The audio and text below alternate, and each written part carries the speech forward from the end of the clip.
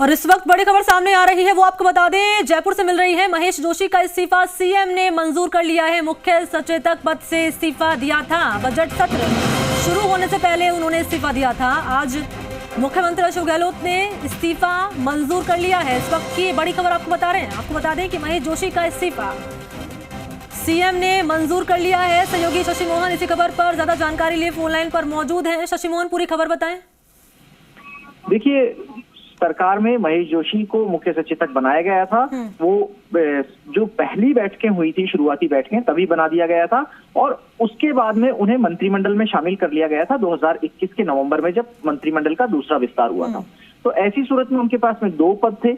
एक व्यक्ति एक पद का सिद्धांत कांग्रेस कई बार कहती रही है और इसी के चलते महेश जोशी ने, जब विधानसभा का मौजूदा सत्र शुरू हुआ, उस समय मुख्यमंत्री अशोक गहलोत को अपना इस्तीफा मुख्य सचेतक पद से सौंप दिया था। लेकिन सत्र की महत्ता बजट के कारण होती है। ऐसे में कोई नई नियुक्ति संभवतः सरकार नहीं करना चाहती थी और ना ही इस्तीफे के स्वीकार करने की घोषणा करना चाहती थी। अब आज सीएमओ ने खुद ने एक प्रेस रिलीज जारी करके साफ कर दिया है कि मुख्य सचेतक के पद से महेश जोशी का इस्तीफा स्वीकार कर लिया गया है। हालांकि वो गहलोत सरकार में जलदाय मंत्री के रूप में काम करते रहेंगे, उनके पास में महत्वपूर्ण जिम्मेदारी होगी और सचेतक के रूप में भी उन्होंने अपनी जिम्मेदारी को बखूबी अंजाम दिया, ऐसा पार्टी के लोग भी मानते हैं। चाहे वो बजट सत्र के समय, बजट भाषण पढ़ते समय, जैसे ऑफिसर गैलरी से महेश जोशी को सूचना मिली तो समय पर मुख्यमंत्री को सूचित करने की बात हो, या समय समय पर फ्लोर मैनेजमेंट और विधायकों के बोलने के समय में बंटवारा हो, सभी को संतुष्ट रखने का प्रयास महेश जोशी की तरफ से किया गया, ऐसा पार्टी के लोग कहते हैं। लेकिन अब ये पद खाली होने के बाद कांग्रेस के कार्यकर्ता और नेता जो इस पद के आकांक्षी हैं, उनमें इच्छा जग गई होगी कि उन्हें सचेतक का पद मिले। हालांकि विधानसभा की अब बहुत ज्यादा बैठकें नहीं बची हैं। मौजूदा सत्र के बाद में संभवतः अगस्त सितंबर में 3-4 दिन का संक्षिप्त सत्र और बुलाया जा सकता है। लेकिन अभी जो सत्र चल रहा है वह भी 17 मार्च तक चलना संभावित है। ऐसे में सरकार उप मुख्य सचेतक से भी काम चला सकती है। देखा जाए तो अब सदन में 3 महत्वपूर्ण पद खाली हैं।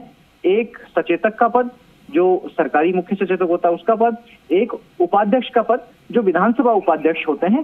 सरकार 4 साल में विधानसभा उपाध्यक्ष नियुक्त नहीं कर पाई है। और एक नेता प्रतिपक्ष का पद, जो विपक्ष की तरफ से सदन में विपक्ष की अगुवाई करते हैं। तो बीजेपी को नेता प्रतिपक्ष बनाना है और सरकार को विधानसभा में उपाध्यक्ष बनाना है।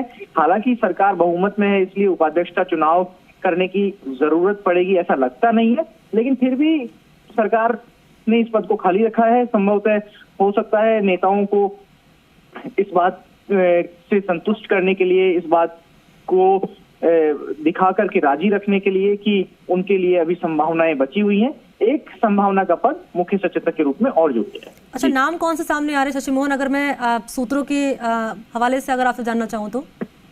देखिए, अभी तो सूत्र कुछ भी नहीं कह रहे हैं क्योंकि बहुत जल्दी होगी। अभी महेश जोशी के इस्तीफे की बात सामने आई है, लेकिन संसदीय मामलों के जानकार और जो अनुभवी नेता होते हैं और खास तौर से मुख्यमंत्री के भरोसे के जो लोग होते हैं, ऐसे लोगों को ये पद दिया जाता है। एक संभावना इस बात की है कि महेंद्र चौधरी को प्रमोट कर दिया जाए और किसी नए चेहरे को उप मुख्य सचेतक के पद पर लाया जाए। महेंद्र चौधरी को सचेतक बनाए जाने की संभावना ज्यादा प्रबल लगती है बनिस्बत कोई नया चेहरा लाया जाए उसके मुकाबले। जी अच्छा, ये बताइए शशि मोहन, क्योंकि चुनाव से पहले, क्योंकि इस साल विधानसभा चुनाव होने राजस्थान में, तो अगर मैं इसके सियासी मायने भी आपसे समझना चाहूँ तो जरा वो उस पर ही प्रकाश डालिए। देखिए, सियासी मायने इसके यही है कि कई बार सरकारें सोशल इंजीनियरिंग करती हैं, चाहे वो पार्टी या टिकट वितरण में सोशल इंजीनियरिंग करती हों चुनाव के समय, या फिर सरकारें अपने मंत्रिमंडल गठन में या बोर्ड निगमों में जो राजनीतिक नियुक्तियां दी जाती हैं उसके समय में।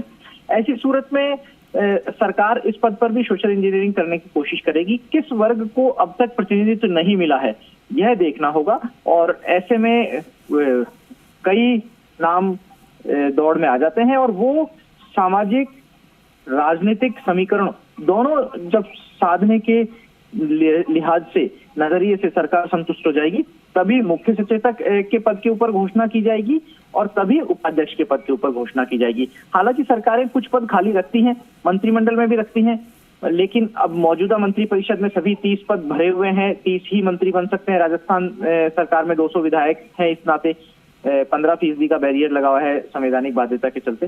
लेकिन कोशिश यही होगी सरकार की इन 2 पदों पर थोड़ा। ठीक है शशि मोहन, बहुत शुक्रिया आपका। महत्वपूर्ण जानकारी आपने साझा की इस खबर से जुड़ी हुई। तमाम जानकारी के लिए शुक्रिया।